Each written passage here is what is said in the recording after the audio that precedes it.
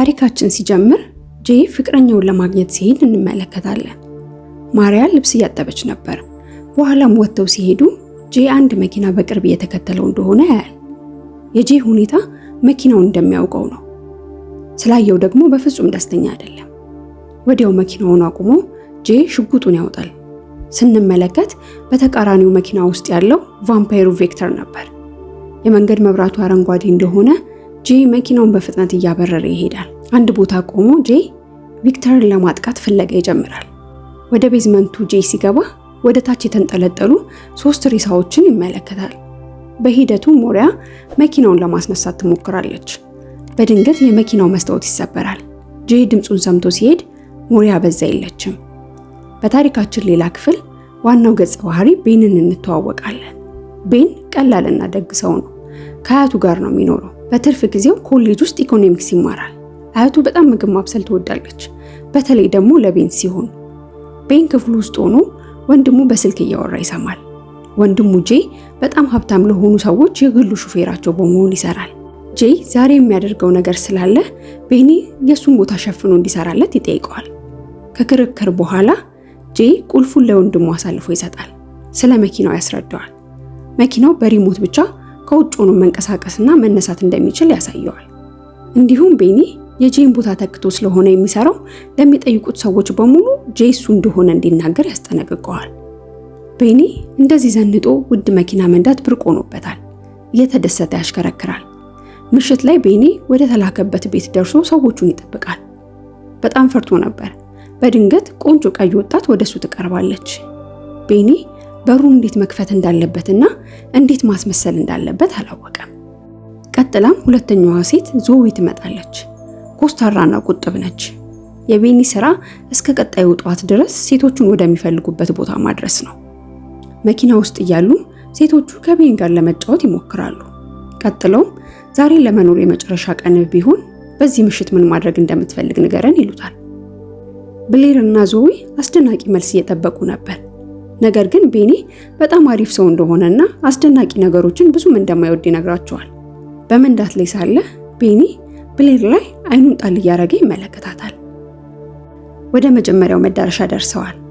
ድግሱ በማክስ የሚገባበት ነበር። ከመግባታቸው በፊት ሴቶቹ ቀይ ድንጋይ አውጥተው አሳይተው ይገባሉ። ይህ ማለት መግባት የሚችለው ሰው ቀዩን ድንጋይ ያለው ብቻ ነው ማለት ነው። ሴቶቹ ሲቆዩበት ቤን ከመኪናው አየር ለመቀበል ይወጣል። መሬት ላይ ሴቶቹ ያላቸው አይነት ማህተብ ያለው ድንጋይ ያገኛል። ብዙም ሳይቆይ ሴቶቹ ወጥተው ወደ ቀጣዩ መዳረሻ መጓዝ ይጀምራሉ። ወደ መኪና ማቆሚያው ገብተው እንደ ቀድሞ ጥለውት ወደ ውስጥ ይገባሉ። በሂደቱ ቤኒ የዞዊ ስልክ መኪና ውስጥ እንደቀረ ይመለከታል። እንዲሁም ከቪክተር የተላከላትን መልእክት ያያል። ቪክተር ጄ የት እንዳለ የሚጠይቅ መልእክት ነው የላከላት። በዚህ ጊዜ ነገሩ ለቤኒ አስፈሪ ይሆናል። ምክንያቱም በዚያ ምሽት በጄ ቦታ የተተካው እሱ ነው። ቤኒ ወዲያው ለጄ ይደውልለታል። አያነሳም። ይህ ይበልጥ አስፈርቶታል። የዞይን ቦርሳ ይበረብራል። በደም የረጠቡ የመዓት ብሮችን አገኘ። ብሮቹን ለመቁጠር ሲሞክር ፊቱ ላይና ሸሚዙ ላይ ደሙ ይረጭበታል። ይህ አልበቃ ብሎ ፖሊስ ፓርኪንጉን ሲፈትሽ ይመለከታል። ቤን ሁኔታው ስላስደነግጠው በፍጥነት ሴቶቹ ወደ ገቡበት ሆቴል ይገባል።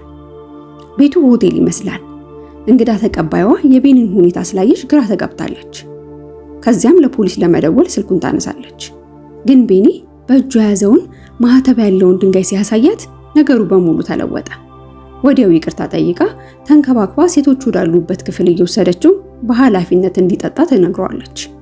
ነገር ግን አልኮል ማለቷ አልነበረም። በሩን ከፍቶ ሲገባ ዞዊ እና ብሌር የሁለት ወጣት ወንዶችን ደም እየጠጡ ነበር። ዞዊ ይህንን ስትመለከት አንጠልጥለው ማስፈራራት ትጀምራለች። በዚህ ጊዜ ቤኒ በእውነታው እሱ ጄ እንዳልሆነና የጄ ታናሽ ወንድም እንደሆነ ይነግራታል። ዞዊ ደሙን መጠጣት ፈልጋ ነበር። ነገር ግን ጄ ስላልሆነ ለእርሷ ጥቅም ያለው ሆኖ አልታያትም። ሲለቁት ቤኒ ወደ ውጭ እየሮጠ ይሄዳል። መውጫው ላይ የቀድሞውን ፖሊስ ይመለከታል። ቤኒ ተጠግቶ የተፈጠረውን ይነግረዋል። ፖሊሱ ያወራው ነገር አላስገረመውም። ጭራሽ አስሮ ወደ ጣቢያ ሊወስደው ሲሞክር ሴቶቹ ይደርሳሉ። እራታቸውን ጨርሰው መጥተዋል። ፖሊሶቹና ሴቶቹ ከዚህ በፊት የሚተዋወቁ ይመስላሉ። ቫምፓየር መሆናቸውንም ያውቃል። ፖሊሱ ቤንን ሲለቀው መልእክት ለመላክ ይሞክራል። ነገር ግን ዞዊ አይተው ስልኩን ትሰብርበታለች። ቆይቶ ቪክተር በቅንጡ መኖሪያ ቤት ውስጥ ደም እየጠጣ እንመለከታለን። የቤቱ ቤዝመንት ውስጥ ደም የሚወስድባቸውን ሰዎች አስቀምጧል። ይህ በእንዲህ እንዳለ ቤኒ ከመኪናው ለማምለጥ ይሞክራል። ነገር ግን ዞዊ ተሰልባ መታ እንዲመለስ ታደርጓለች። ወደ ቪክተር ስንመለስ የከተማው ኃይለኛ ሴት ቫምፓየሮችን ያገኛል። ቪክተር ለሴቶቹ ነው የሚሰራው። በወሬያቸው ቪክተር ከተማውን ተሻግሮ የጄን ፍቅረኛ እንደገደለበት ያነሳሉ። ሴቶቹ ቪክቶርን እንዴት መቅጣት እንዳለባቸው ይወያያሉ። ምክንያቱም ቪክቶር ከቫምፓየር አዳኙ ጄ ጋር የነበራቸውን ስምምነት ስላፈረሰ ነው። አስቀድመው ከከተማ እንዲርቅ አድርገውት ነበር። ነገር ግን ቪክተር ይባስ ብሎ ከተማውን ሙሉ በሙሉ ለመቆጣጠር እንዳቀደ ይነግራቸዋል። አነጋገሩን አይተው የፈሩት ሴቶች ጠባቂዎቻቸውን ይጠራሉ። ነገር ግን ጨካኙ ቪክቶር አስቀድሞ ገድሏቸው ነው የገባው። ይህ ብቻ አይደለም። አለቃ ለመሆን ያቀደው ቪክተር ሴቶቹን ገድሏቸው ይወጣል። ቤኒና ሴቶቹ ሱፐርማርኬት በር ላይ ቆመዋል። ዞዊ ዕቃ ልትገዛ ወደ ውስጥ ገብታለች። ቤኒ በውስጡ እየተጨነቀና እየተናደደ ነው። ብሌር እሱን ለማረጋጋት ቫምፓየሮችና ሰዎች በከተማው ውስጥ በአንድነት እየኖሩ እንደሆነ ትነግረዋለች። እንዲሁም ዞዊ የቪክተር ፍቅረኛ እንደሆነች ይረዳል። በቤኒና ብሌር መሃል ይህ ነው የማይባል ቅርርብ ይታያል። በዚህ መሃል ጄ ቫምፓየሮቹን ለማደን ቡድኑን ሰብስቦ ወደ ሎስ አንጀለስ ገዢ ይሄዳል። ገዢው ብሌርና ዞዊ ወደ ቤቱ መጥተው ግድያዎችን እንደፈጸሙ እንዲሁም የሱን ደም እንደጠጡ ይነግራቸዋል። ገዢው ብሌርና ዞዊ የት እንዳሉ እንዲናገር ከተገደደ በኋላ በጥይት ደብድበው ይገሉታል። ብሌር፣ ዞዊና ቤኒ ወደ ክለቡ ደርሰዋል። ሴቶቹ ቤኒ አብሯቸው እንዲገባ ፈልገዋል። ወደ ክለቡ ከመግባቱ በፊት ኮሌጅ የሚያውቃቸውን ልጆች ይመለከታል። ልጆቹ ማስቆሞት በሹፍርና ስራው ይስቁበታል። ብሌር ይህንን መመልከት አልቻለችም። አንገቱን ይዛ ትስመዋለች። ብዙም ሳይቆይ ጄና ጓደኞቹ ወደ ክለቡ ደረሱ። ሁለቱን ሴቶች በመፈለግ ላይ ናቸው። ክለቡ ውስጥ ሴቶቹ ቫምፓየር አዳኝ ያጋጥሟቸዋል። ሰውየው ብቻውን አልነበረም። ወዲያው ጓደኞቹ መጥተው ይከቧቸዋል። ሊገድሏቸው ሲሉ ቤኒ የያዘውን የሻምፓይን ጠርሙስ አዳኙ አናት ላይ ከሰክሰዋል። ወንዶቹ ሐሳባቸው ሲበተን ሴቶቹ አጥቅተው ያመልጣሉ። ከክለቡ ሲወጡ ጄ ቤኒን ተመልክቶ ያስታውሳቸዋል። ሊከተላቸው ሲል ከክለቡ ሰራተኞች አንዱ ያስቆመዋል። ጄ ጩቤውን አውጥቶ ልቡ ላይ ይወገዋል።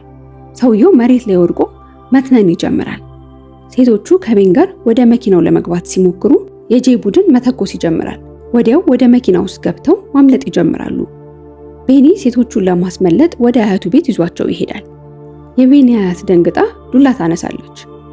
በመንገድ ላይ ጄና ጓደኛው የቪክተር ጓደኛ በሆነው ፖሊስ እንዲቆሙ ይገደዳሉ። ከዚያም ጄ ቪክተር ሊያናገረው እንደሚፈልግና ሬስቶራንት ውስጥ እየጠበቀው እንደሆነ ይነግረዋል። ቤኒ ቤት ውስጥ ዞዊ ከቪክተር ጋር በስልክ ታወራለች። ለመንገስ አንድ ሰው መግደል ብቻ እንደቀረው ይነግራታል። እርሱም የቤኒ ወንድም ጄ ነው። ቤኒና ብሌር በጣም መዋደድ ጀምረዋል። አሁን ወደ መጨረሻው መዳረሻ ለመሄድ ጊዜው ደርሷል። ብሌር ግን ቤን አብሯቸው እንዲመጣ አልፈለገችም። እሱን ከአደጋ ለመጠበቅ ነበር። እሱ ግን አብሯቸው ለመሄድ ተነስቷል። ብዙም ሳይቆይ ጄ ቪክተር ወዳለበት ሬስቶራንት ደርሷል። ይገናኛሉ። ከመቀመጡ ጄ ሊገድለው ቪክተር ግንባር ላይ ተኩስበታል። የግንባሩ ቀዳዳ በፍጥነት ሲደፍን ይመለከታል። ቤኒ ሴቶቹን ወደ መጨረሻ መዳረሻቸው አድርሷቸዋል። የሄዱት ወደ ቪክተር ቤት ስለነበረ ውጪ እንዲጠብቃቸው ያደርጋሉ። ቤኒ ወንድሙ ቤት ውስጥ እንዳለ ስለገመተ ሾልኮ ይገባል። ውስጥ ቪክተር ደማቸውን የሚመጣውን ሰዎች በዚያ አስሮ አስቀምጧል። በዚያ ውስጥ ጄ ነበር። ቤኒ ነፃ ሊያወጣው ሲሞክር ቪክተር ያስቆመዋል። ቪክተር ቤኒን እንዲገሉት ወደ ሴቶቹ ይዞላቸው ይሄዳል። ዞዊ ስታሰቃየው ብሌር ለሱ ያላትን ስሜት ትገልጻለች። ቪክተር የሰጣትን ጩቤ ተቀብላ ዞዊ ጓደኛዋ ሆዷን ትወጋታለች። ለመበቀል ቤኒ የመኪናውን ሪሞት አስነስቶ መኪናውን ወደ ቤት ይመራዋል። መኪናው መስታወቱን ሰብሮ ዞዊን ለፀሐይ ያጋልጣታል። ትቃጠላለች። ይህንን ሲያይ ቪክተር ቤኒን አንገቱን ይበላዋል። ቢሆንም ግን ጄ ከየት መጣ ሳይባል ቪክተርን ወደ ፀሐዩ ተሸክሞ ይወረውረዋል። ይሞታል። ቤኒ ወደ ቫምፓየርነት ተለውጧል። ቢሆንም ወንድሙ የቫምፓየር አዳኝ እንዲሆን እያሰለጠነው ነው። ከብሌር ጋርም በፍቅር እንደቀጠሉ ናቸው። አበቃን። ከሁሉ የፊልም ቻናልን ሰብስክራይብ በማድረግ በዓለም ዙሪያ የሚሰሩ ፊልሞችን ታሪክ በአጭሩ ይመልከቱ።